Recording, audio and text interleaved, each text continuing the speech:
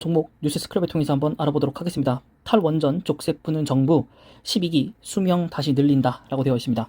자, 에너지 기본 계획을 새롭게 수립하는 방안을 검토 중이라고 합니다. 그래서 이제 앞으로는 이거를 애기본이라고 줄여서 부르겠습니다. 자, 친원전 정책에 맞춰서 노후 원전의 가동 연장과 신규 원전 건설 계획을 금지한 기존 방침을 뒤집는 게 주요 골자입니다. 연말에 발표될 예정인 전력 수급 기본 계획, 이거를 전기본이라고 부릅니다. 여기에도 원전 활용 방안이 반영될 수밖에 없고 탈원전 백지화위를 위한 밑그림을 연내에 완성하는 셈이 됩니다. 자, 국내 최상위 에너지 정책인 애기본은 5년마다 발표가 됩니다.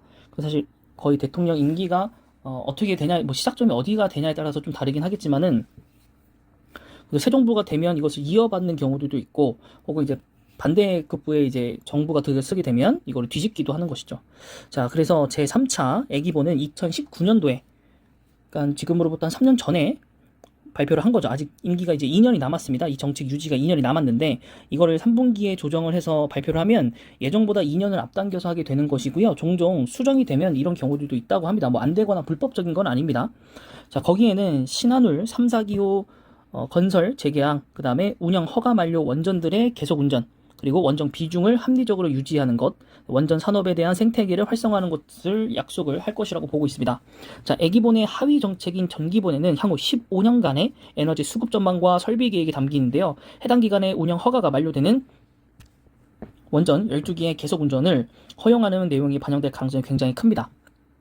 그 다음에 신한울 3, 4기호기의 건설 재개도 속도가 붙고 있고요. 그래서 이를 위해서 환경 영향 평가를 다시 해야 되는데 이것을 기간을 좀 단축하는 그런 방법들을 지금 다양한 루트를 통해서 좀 검토를 해보고 있다고 합니다. 그 다음에 한국수력원자력에서는 2호기에 대한 계속운전 안전성 평가 보고서를 원자력 안전위원회에 제출을 했고요. 전에도 한번 이런 기사들을 굉장히 많이 보여드렸을 때 한국수력원자력이 정부에 거의 반기를 들은 수준으로 원전을 버리면 안 된다, 이런 거에 대한 보고서를 한 번 더 올린 적이 있었습니다, 과거에.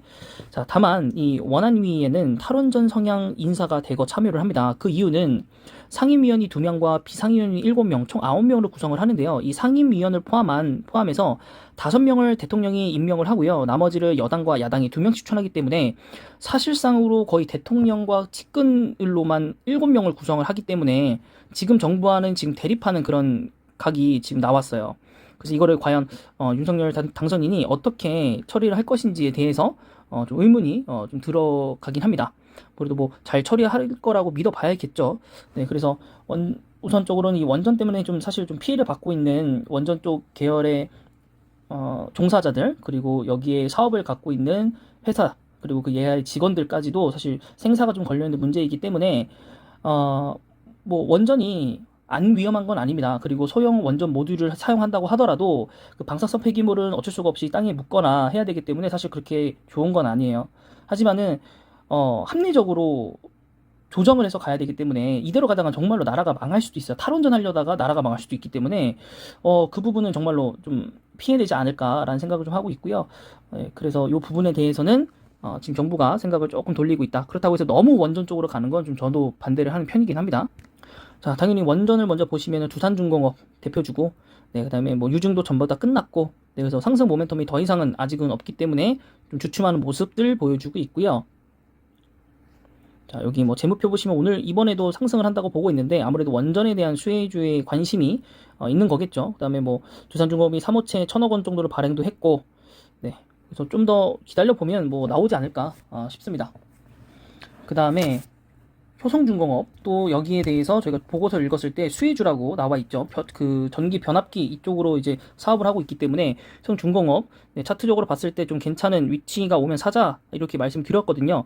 네, 그래서 지금 괜찮은 위치로 지금 내려오고 있고요. 네, 괜찮은 상황이지 않나 싶습니다. 네, 물론 이제 저점 대비해서 너무 많이 올라왔지만 이게 코로나 이후의 주가라고 생각하시면 사실 이때가 바닥이라서 여기 구간까지만 좀 내려온다면 담아봐도 괜찮은 자리이지 않나 싶고요. 뭐 남아공 프로젝트부터 시작해서 뭐 태양광이라든가 뭐 이런 쪽으로도 같이 사업성이 있기 때문에 저는 괜찮다라고 보고 있거든요, 개인적으로는. 그래서 올해 효성중공업도 사실 좀 일을 내려면 낼 수가 있겠다, 숨은 수혜주가 될 수도 있겠다. 왜냐면 두산중공업은 너무 바깥에 나와져 있는 회사이기 때문에 그렇다고 볼 수 있겠고, 또 우진 기업도 마찬가지로 원전일 때 상승했었던 기업이고 지금 최근에 올라왔다가 떨어진 치기가 얼마 안 됐기 때문에 우지는 좀 더 두고 보긴 해야 될 것 같아요. 원전 좀 두고 봐야 될 것 같고, 어쨌든 원전을 하면은 한국조선이 아니라 한국전력이 어쨌든 그 적자가 줄어들 거기 때문에 한국전력에 대해서도 여러분들이 모멘텀을 좀 가져가셔도 좋지 않나. 가격대가 또 내려왔어요. 이거 진짜로 이런 말 하면 미친 주식이지 않나 싶어요. 기대감 먹고 결국에는 안 돼서 내려왔고, 또 지지받다가 내려오고 상승했다가 또 쭉 내리고 다시 그 기대감 올라왔다가 또 다시 지금 내려가고 있는 모습. 자, 월봉 보셔도 거의 뭐 이건 제2의 KTNG 수준이죠. 네, 그래도 적자가 너무 심하기 때문에 지금 이거를 솔직히 잘 모르겠어요. 이게 어떻게 보면은 모멘텀이기 때문에 뭐 사도 되겠다 뭐 이런 얘기를 할 수 있겠지만은, 이게 지금 이 재무표를 보고 물론 상패할 일은 없죠. 정부 회사다 보니까 상패할 일은 없어요. 근데 이게 저는 잘 모르겠어요. 이게 10년 동안 거의 최저점이거든요. 15,550원이.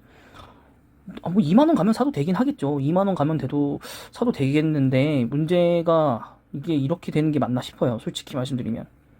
와, 이게 맞나요? 네. 그래서 우선 저는 한국전력보다는 한전 기술이라든가, 원전 이쪽 관련 기술 갖고 있는 한전 기술이라든가, 한전 기술은 좀 내려온 지 얼마 안 된 것 같고, 한전 KPX도 나와 있죠. 한전 KPX. 여기는 유지를 하고 있네요. 오히려 한국 전력만 떨어지네요, 지금. 여기도 재무편 괜찮고. 네. 그래서 차라리 이럴 거라면 저는 진짜 효성중공업에 한번 힘을 세게 한번 줘서 매수를 해보는 게 괜찮지 않을까, 라고 생각을 합니다. 네. 그래서 이번 영상은 여기까지고요. 영상이 마음에 드셨다면 구독과 좋아요, 그리고 댓글까지 부탁드릴게요.